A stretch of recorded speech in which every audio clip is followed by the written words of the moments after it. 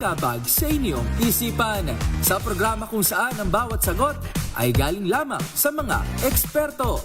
Ang Expert's Opinion tuwing linggo alas 3 ng hapon dito lang sa DZRH TV.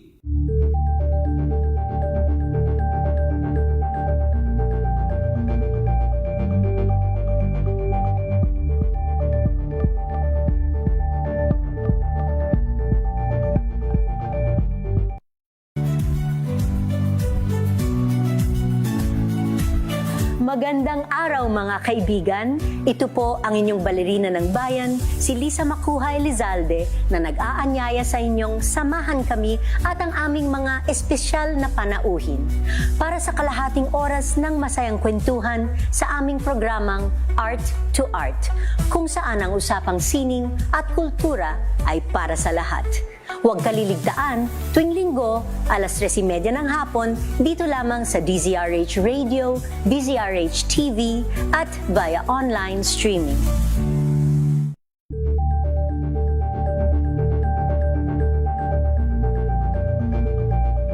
Ito ay bunsod ng naitalang 17 individual na ang kanilang naaresto. Ang Metro Manila Development Authority o MMDA ang No Contact Apprehension Policy o NCAP sa Metro Manila. Sa ang ilang mga dokumento ay peke. Hindi rin legal ang employment na ipinangako sa kanila. Sa mata ng batas, mananagot ang sangkot at may sala. Dahil sa bawat paglabag, may karampatang parusa. Alamin ang mga pananagutan sa likod ng mga bawal. Dito sa Hoy! Bawal Yan! Tuwing Sabado, alas 11:30 ng umaga. Dito lang sa DZRH TV.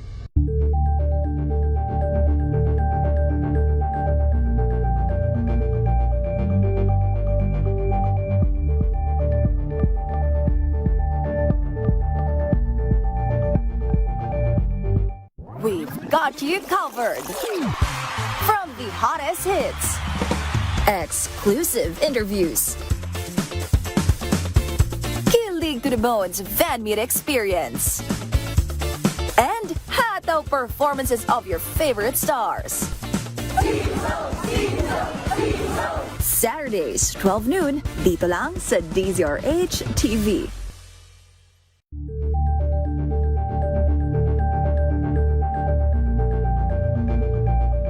Tambalang Anthony Taberna at Jerry Baha ang gigising sa inyong umaga dahil lalatay ang humahagupit na diskusyon at komentaryo Lunes hanggang Biyernes sa 2x2.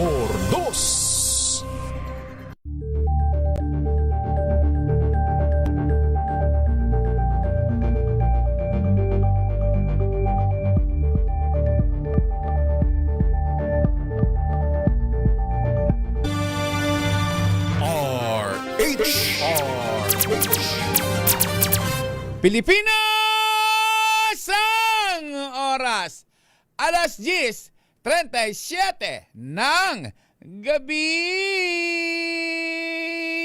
Amang ito ay rated STG. Showbiz Talk Ganern. Makiride na sa mga showbiz balita na tumetrending. Mga pinag-uusapang nagva-viral. Makiride na sa riding in tandem ng dalawang otoridad ng mga chika.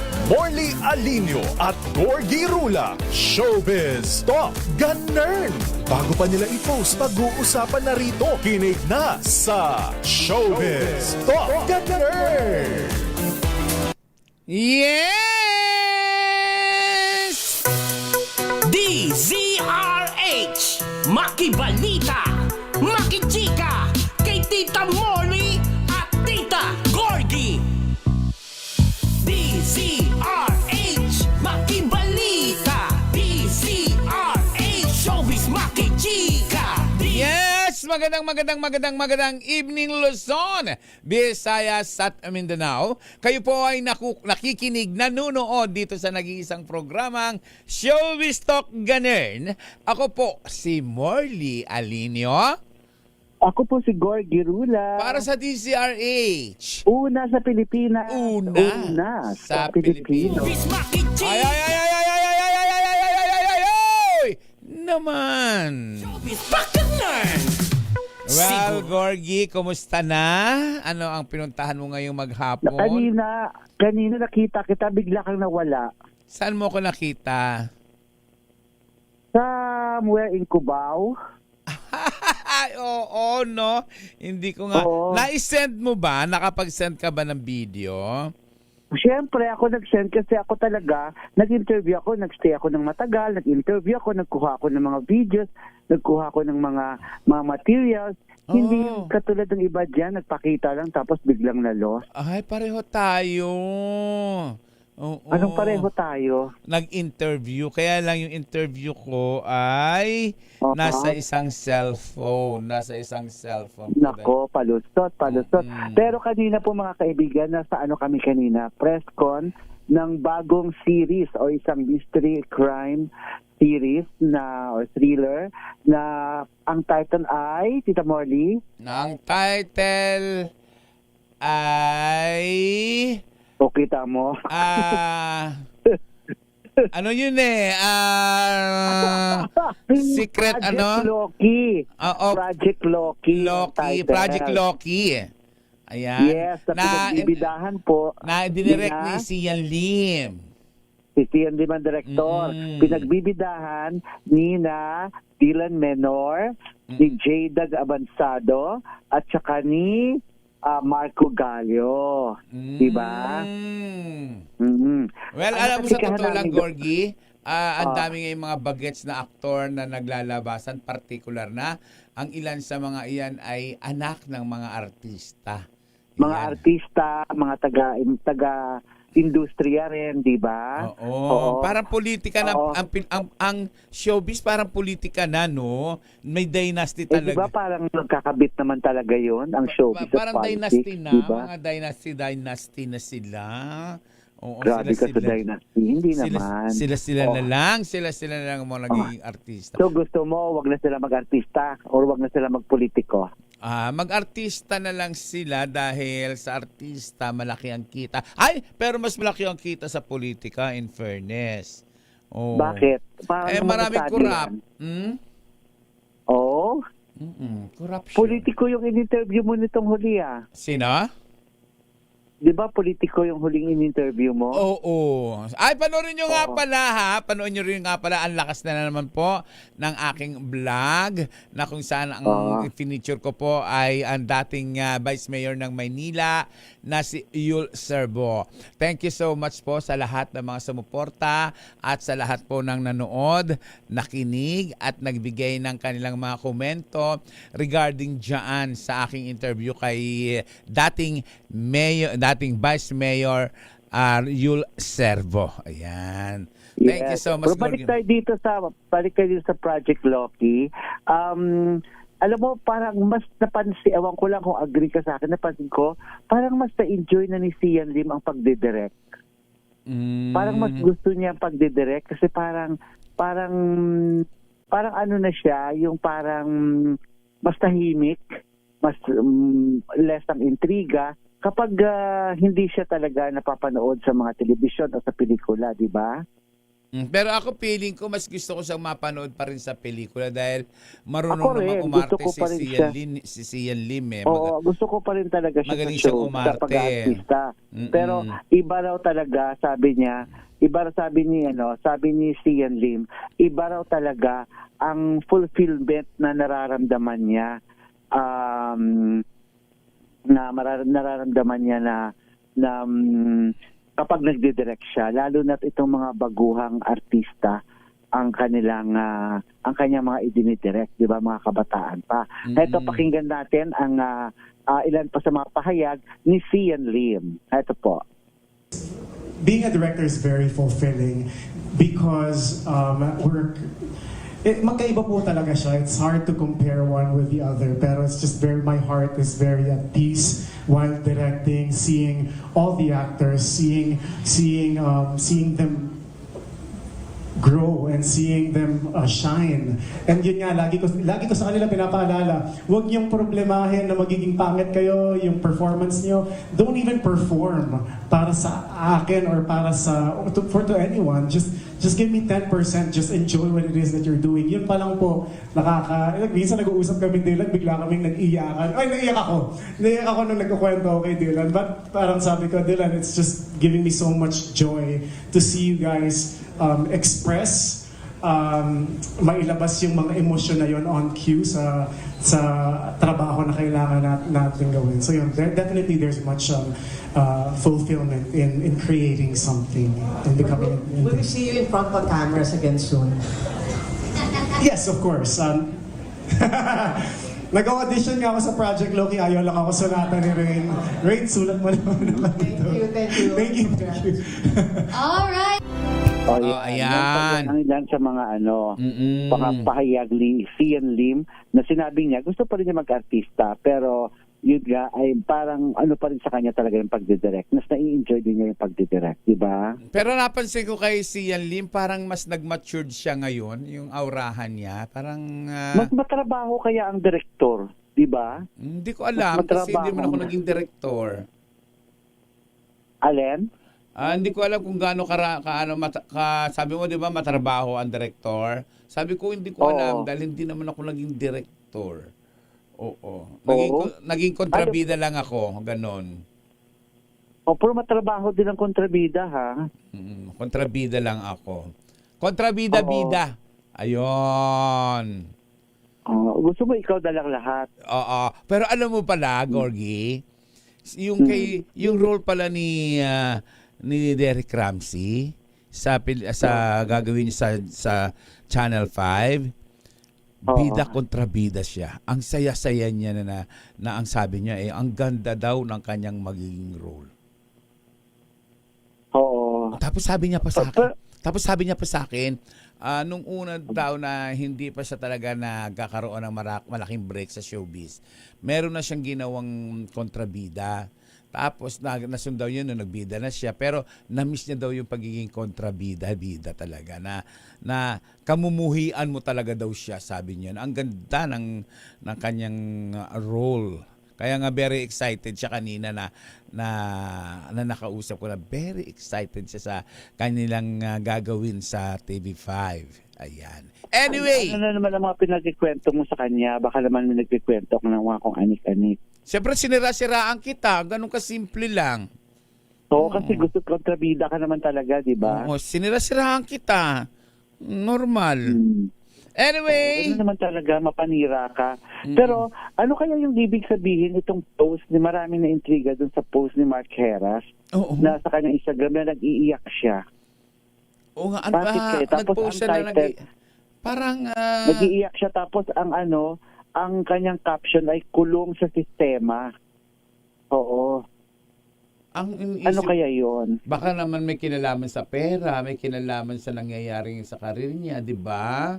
Kasi parang... kasi di ba parang may business naman siya, may negosyo na siyang nasimulan dun sa farmers, di ba?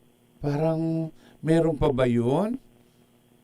Hindi, parang yung mga paluto, tapos meron siyang parang ng mga crayfish, yung para siyang lobster. Ganon. Kaya, ewan ko kung ano na naman ito. Basta tag-iiyak siya, no? Ano kaya pakiramdam ni Jojo Mindres dyan na umiiyak si Oo, at ano kayang sistema ang Hindi kaya bakit niya? Hindi kaya si Jojo Mindres ang iniiyakan ni Mark Heras? Talaga, iniiyakan. Ang ganda-ganda naman ni Jojo Mindres. Iniiyakan siya ni Mark Heras, hindi diba? Kaya, malay mo! Hindi natin tiyak. Malay mo, iniiyakan niya si Jojo Mindres. Oo. Alam mo naman si Jojo Mindres. Kaya nga, tuloy ang dami nagko-comment sa kanya ng mga kasamahan niya sa Starstruck. Na sabi nga ni Rocco na sinasabi niya, one day at a time, brother. Sabi niya, ikaw ang una produkto ng Starstruck. Huwag kalimutan, dream, believe, survive. Tawag ka lang sa akin kung kailangan mo ng kausap. Diba? Kausap lang pala. Kung halimbawa may ibang kailangan. Hanggang kausap lang ba? Ikaw, anong gusto mo? Kausap ka, kakausapin ka, ipapampers ka, aaluin ka, or bibigyan ka ng pera? Doon na lang ako sa give ng datong. Diba? Pero nakikita mo talaga rin na marami nagmamahal kay Mark kasi ang dami nagko-comment, ang dami na marami nagmamahal sa kanya, na pinagdasal siya, kung ano man pinagdadaanan niya, sinasabi mahigpit na yakap, at kung ano-ano pang mga binibigay na mga inspiring words or messages para sa kanya. Ay, ako parang mas gusto ko sana yata, malagpasan Gorgie, ito ni yung Marcheras, yung pinagdadaanan niya sa ngayon. Gorgie, parang mas gusto ko yata mas maraming nagsisend ng GCash sa GCash ko kaysa yung marami akong nababasa ng mga pagdadasal, mga ganun-ganun. Mas gusto ko yung send na lang sila ng send sa aking GCash. Ano Gcash mo? Ganun na lang? Oo. What's your Gcash? Gusto mo yun? Oo, gusto ko Oo. yun kaysa sa yung kaya mo yan, mapapaglabanan Talaga? mo yan. Mas gusto ko yung, ano ang number mo, padala kita sa GCash. Gusto ko Oo. ganun. Lumalabas talaga yung pagkamukhang pera mo, no? Diba? Kanina nga, Talagang- speaking of pera, kanina, nakaw po ako, nagkikilay ako. Kasi ando dumating si Kisses sa harapan ko, nakita ko Kisses! Sabi kong ganun, ano mas importante sa'yo? Yung marami kang kaibigan, pero naghihirap ka? Or wala kang kaibigan, pero ang dami mong pera? Alam mo, sabi ni Kisses sa akin, doon daw siya sa mas maraming pera kahit walang kaibigan. Sabi ko. Pero sa totoo lang, ang reality ng buhay, kapag marami kang pera, marami ka rin kaibigan. Oo, di ba? Pag wala kang pera, wala kang kaibigan. kaunti lang ang kaibigan. Pero doon mo makikita ang tunay na kaibigan kapag wala ka. Totoo naman. Kapag walang-wala ka. Ako Diba? nakita ko yung mga tunay na kaibigan ng mga panahon na sa kasagsagan ng hirap mo, yung nasunugan ka, yung nagkasakit ka, yung mga ganun di ba? Tapos kahit alam mong wala, dumalaw sa'yo, kahit na maliit na biskwit lang, dala-dala nila, o kahit na isang piling na saging, di ba? Ganun ang sarap na kagaya ni Marcelo, di ba? Yan, isa sa mga tunay na kaibigan ko yan. Yes, experience dyan sa resort mo, Marcelo. Ay, nagpagawa na naman siya, Gorgie, ng swimming pool. Ay, nako, sana ma-experience na natin yan. Oo, sabi nga ni Marcelo, sabihin lang daw natin kung kailan hindi na tayo magdadala dahil siya na ang bahala sa food and everything. Sige, sa Holy Week. Tama, sa Holy Week.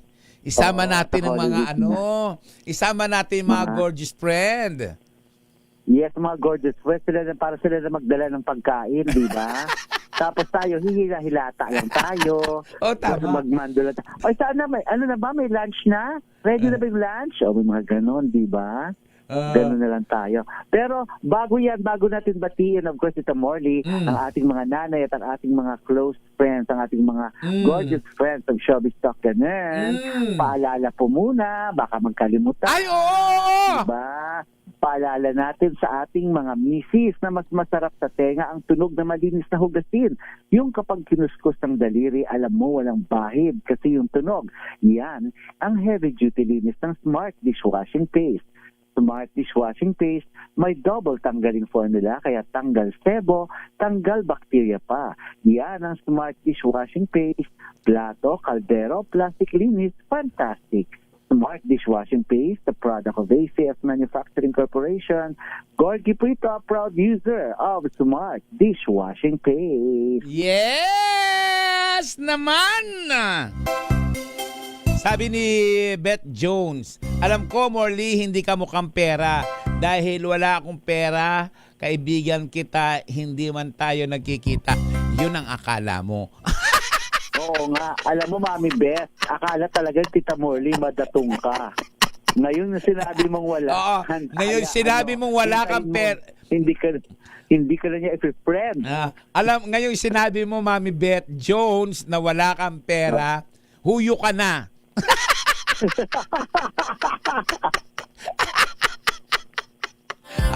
I love you, Mami Beth Jones. Si Mami Beth, hindi siya showbiz, di ba? Oo, masarap na kaibigan yan dahil masarap na kaibigan yan. Oy! laundry day na ba? Kunot-no ka na naman ba sa makapit madikit at malupit naman siya? All you need is Pride. Bakit pahirapan ng self kung sa Pride easy and worry-free ang laundry? Sa triple stain away formula, tanggal ang matitinding mancha. Based on taste, chocolate, mud, and Cebullon cotton. Gawa ng ACS to. At syempre batiin natin ang maganda at kaakit-akit na si Dr. Annalisa Boras Ansa ng Swiss Dental Clinic. Kung kailangan ninyo at gusto nyo magkaroon ng pagkaputi-puti at kumikislap ng ngipin ng tulad sa akin, aba pumunta kayo sa Swiss Dental Clinic na matatagpuan sa number 313 Ledesma Building, Jordan Street, Multinational Village, Parañaque. At hanapin ang maganda at kaakit-akit na si Dr. Annalisa Boras Ansa. Well, wala na tayong oras, Gorgie. Kailangan natin tsumika ng chikang-chika. Last lang muna na chika, Tito Morley. Of course, bago natin batiin ang mga nanay natin, sina Mami Sherry Ramirez, of course, si Miss Joyce Ramirez, si Mami Norma Carinal, at saka si Nanay Linda Asonsa. Nanay Linda Asonsa, syempre. Pero, eto muna, kanina kasi napag-usapan din ng mga pinagdadaanan. Ako, isa sa believe ako talaga na lumalaban sa buhay, yung alam mong palaban palagi kapag may mga pinagdadaanan. Si Sylvia Sanchez, na ang sabi niya, itong pag-aalaga niya to sa mga persons with Down syndrome ay parang pasasalamat na rin doon niya sa Panginoon sa lahat ng mga pinagdaanan nila, pinagdaanan ng pamilya, ay nandyan pa rin at pinapakinggan na ng Panginoon ang dalangin niya. Kaya sabi niya, binabalik niya ito sa pagpaalaga sa mga persons with Down syndrome na minamanage siya na ngayon ang kanilang career. Pakinggan natin si Sylvia Sanchez. Masaya ako. Wala ka namang choice kundi maging masaya kasi kung pipiliin mong maging malungkot, loser ka. Alam mo yon, as long na humihinga ka, may pag-asa. Alam mo yon, may buhay ka, may pag-asa. And sabi ko nga sa'yo, kaya ito yung ginagawa ko ngayon pagsisilbi sa mga bata kasi ito yung thank you ko sa Diyos na kahit anong unos ang dinadaanan ko mula ng bata hanggang ngayon, andyan siya nakatayo, siya sa harap ko at tinatayo niya. Tarong pulot ang buong pamilya, ang atay. Kumusta naman? Sylvia Sanchez. Yan ang mga sinabi ni Sylvia Sanchez sa nakachikahan namin sa contract signing ng mga persons with Down syndrome, pati yung winner ng Time to Dance na si Ice Almeria. Okay, Tito Mori? Ayun. Pero alam mo, Gorgie, sa totoo lang, isa sa mga the best among the best si Sylvia dahil alam naman natin kung anong pinagdaanan niya, kung anong hirap ang pinagdaanan niya. Correct. Bago siya naging Sylvia Sanchez. Siya muna si Candy, ano ba yun? Ano po, Candy lang natandaan ko eh.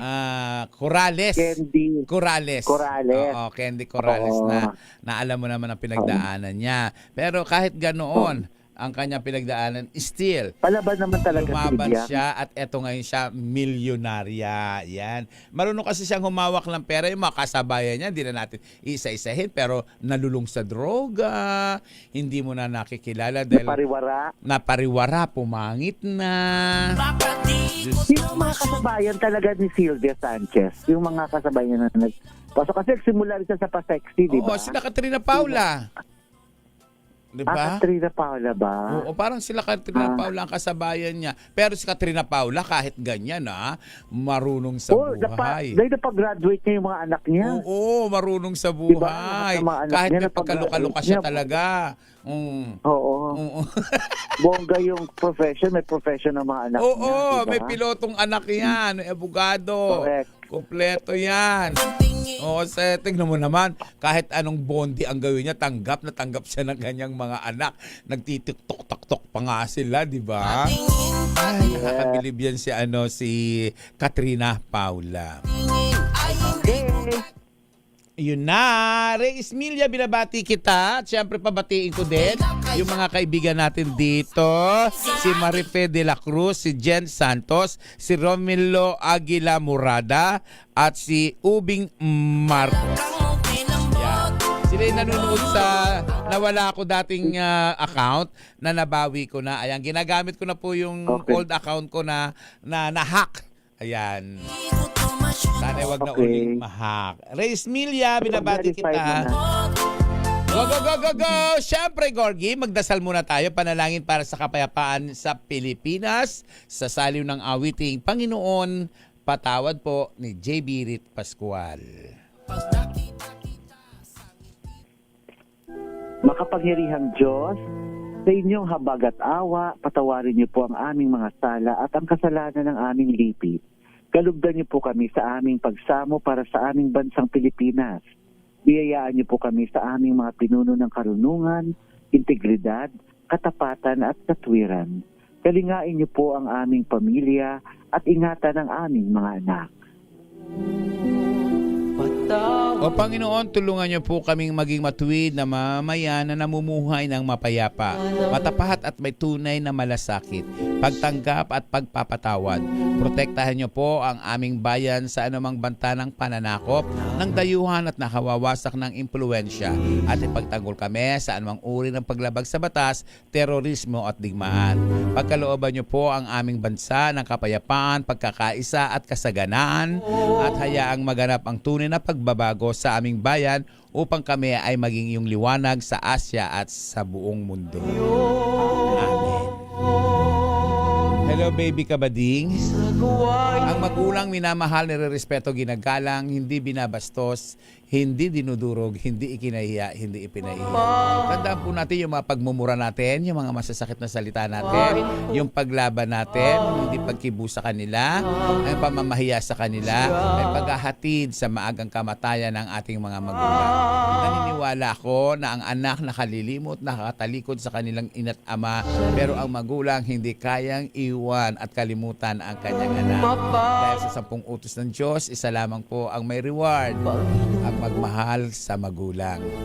At sa mga kabataang babae naman na nagdadalang tao at may problema, huwag niyo pong ipalaglag ang sanggol sa sinapupunan dahil dakilang regalo yan ng Diyos.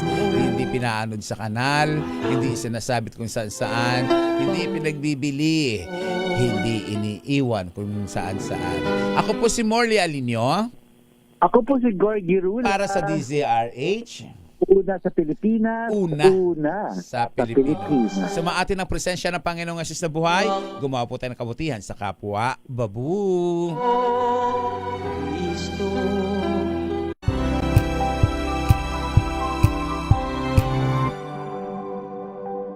Sa loob ng 86 na taon, DZRH ang naging kaagapay ng mga Pilipino sa balita, sa serbisyo at sa bawat kwento. 86 na taon ng tiwala at sa mga darating pang taon, mas pinalakas at mas pinagtibay para sa Pilipino. DZRH, una sa Pilipinas, una sa Pilipino.